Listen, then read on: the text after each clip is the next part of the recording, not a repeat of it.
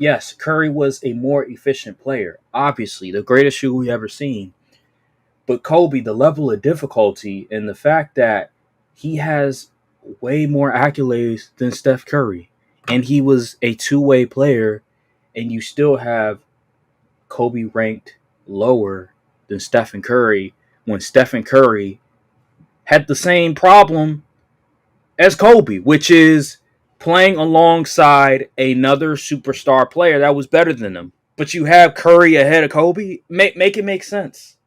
With less rings, it makes no sense to me. I don't get it. And with that being said, I want to talk about this Bleacher Report article. Uh-oh. The top 100. First of all, out of the way, even looking past Kobe, there was some other things from that top 100 list that was egregious. Let me share my screen. I don't even care about their criteria because their criteria is all over the place. But first of all, I'm not mad with their top 20. It's just Hakeem and Kobe is where I'm drawing the line a little bit. But even when we go to the beginning, like Klay Thompson at 98, like I don't understand that. I don't understand that. That's a little low for the second best shooter ever. And then we go Jason Tatum only 93. It's like what? Yeah, Jason Tatum that's at only 93? And Chauncey Billups is over Jason Tatum. I don't huh? understand that logic. Yeah, Chauncey Billups is ahead of Jason Tatum and Klay Thompson. I don't understand the logic.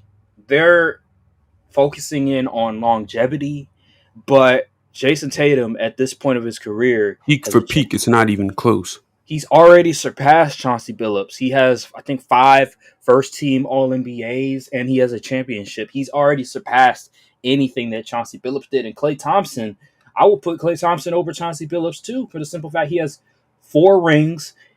He's made the All Star team 5 times, and he was Two a times All NBA. yeah 2 times, and then one of the greatest shooters we ever seen. And he was a good defender. He was a really good two-way player. So I don't understand that at all. And I think like Draymond's ahead of Jason Tatum, which I guess, but like Alonzo Mourning, like no. But anywho, it was just some things that made absolutely no sense to me, like Jimmy Butler being ahead of Jason Tatum. I What? don't. Yeah, Jimmy Butler's ahead of Jason Tatum. But anywho, let's get to and then Akeem Olajuwon at 12. I very much disagree with that one. But let's get to the real conversation. Let's get to Kobe at 11. Just look at these accolades, man. Like 5-time champion, MVP 2 times, Finals MVP, 18-time All Star, 15-time All NBA, 12-time All Defensive Team, 2-time scoring champion. Like, what are we talking about? I like Curry.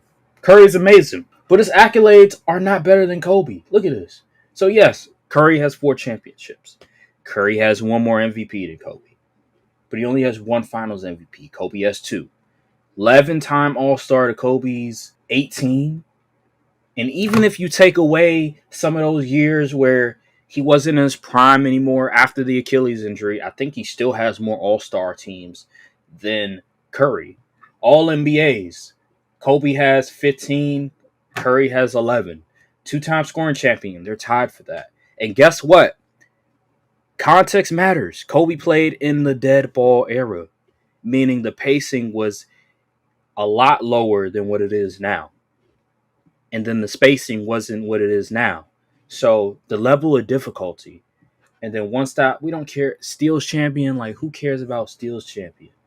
Yes, Curry was a more efficient player. Obviously, the greatest shooter we ever seen. But Kobe, the level of difficulty and the fact that he has way more accolades than Steph Curry, and he was a two-way player, and you still have Kobe ranked lower than Stephen Curry when Stephen Curry had the same problem as Kobe, which is playing alongside another superstar player that was better than him. But you have Curry ahead of Kobe. Make it make sense. With less rings, it makes no sense to me. I don't get it. I don't get it. Brian, please explain me this logic. What is the logic behind it? Because I don't understand it. Listen, I don't even know at this point. I don't know who was the people or what the criteria was, But under any criteria, Curry should not be above Kobe.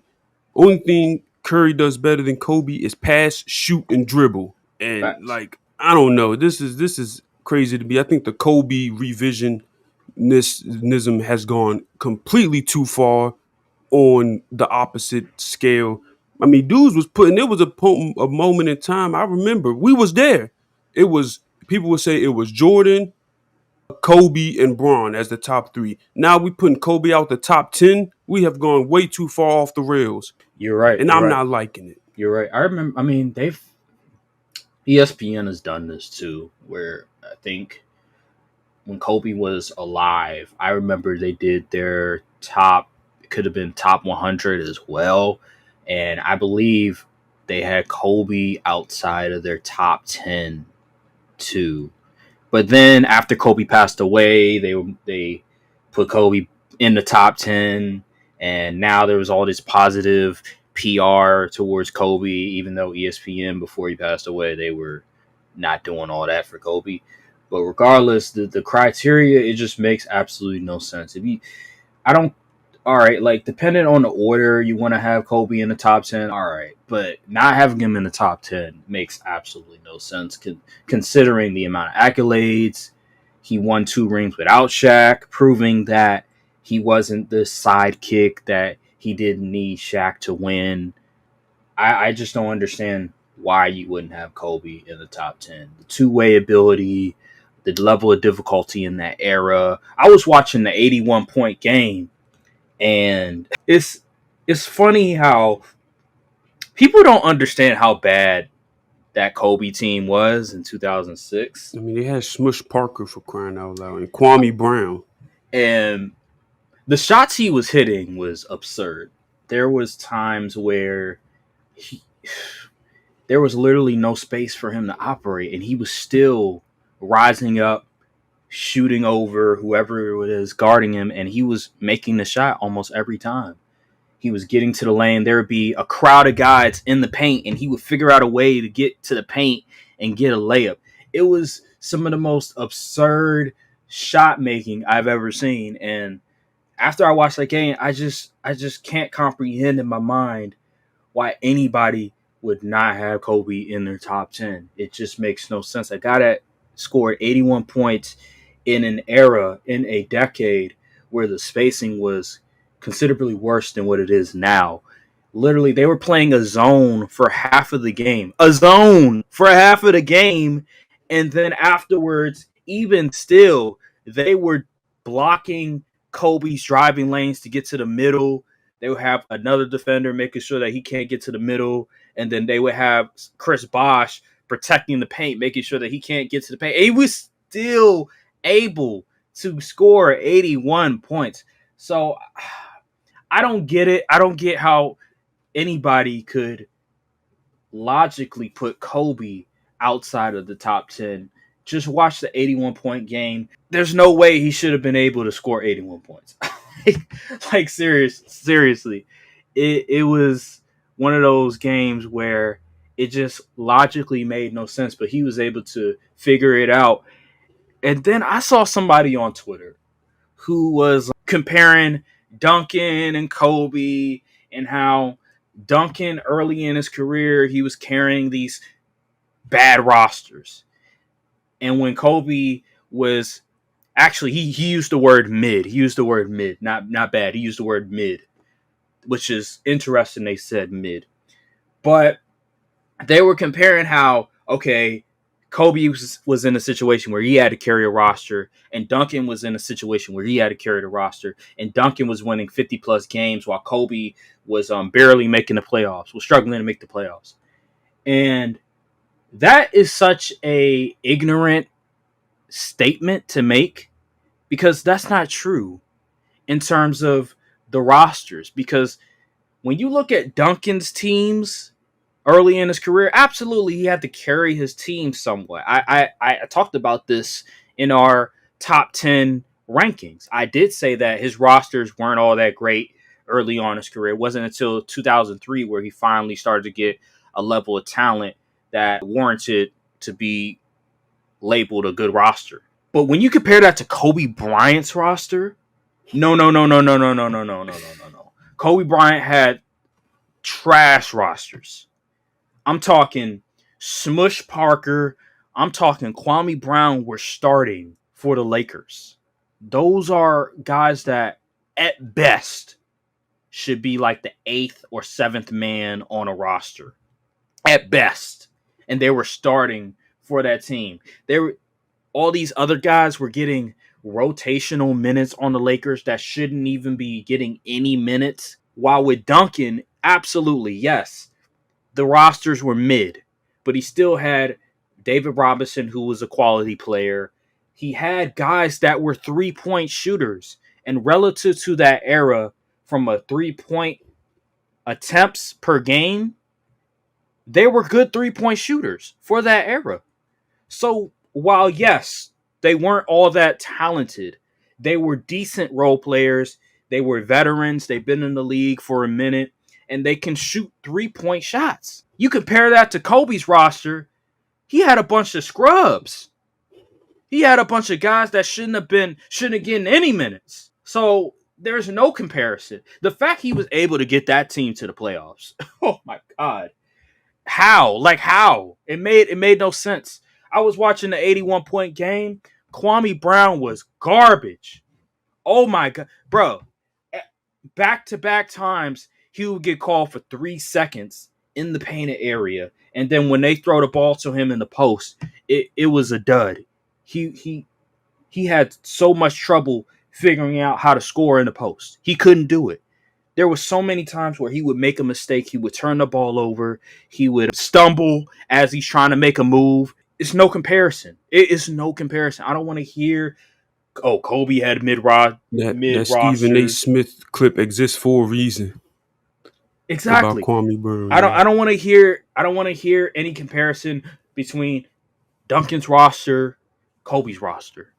Kobe's roster was by far one of the worst rosters I've ever seen for a star player to carry a team to the NBA playoffs, especially in the Western Conference, because the Western Conference was competitive back then, and it still is now. So there's no comparison. I don't want to hear that. But to sum it all up, I just don't understand why Kobe isn't in the top 10. I really don't. If you put Duncan in that 2006 Lakers roster, I guarantee you he would also struggle. I know I'm going a hypothetical game, but damn it, look at that roster and tell me Duncan would have that team winning 50 plus games. I don't see it. Probably not. I don't see it. Because what point guard is going to throw him the ball effectively enough? Is going to make his life easier? Yeah, maybe defensively, because Duncan was a great defender, they'll be a lot better. But who's going to play make on that team? They don't have any playmakers on that team. The shooting was, you know what I mean? So it's just absurd, man. I don't want to talk too much about this, but yeah, man, that's all I really want to say on that matter. I just think Bleacher Report is out of their mind for what they're doing to Kobe. And there was also on Twitter, I think there was also something where Bleacher Report voted Kobe as the best player of the 2000s. So how is he the best player of the 2000s but not in the top 10? This has to be rage bait or It has to. engagement farming. It has Because to. it is no way. I see. That's why. That's the worst part. Nowadays, it's hard to tell when these people make lists and stuff if they're rage baiting or they genuinely believe what they're putting out there. And Bleacher Report posted an article why they have Kobe out of the top. I'm gonna be honest, I don't give a damn. If you want like a deep breakdown, a Legend of Winning, he posted on his channel talking about it as well. So if you want a deep breakdown on that, then you can check out his channel. But we're gonna move on. I don't want to talk too much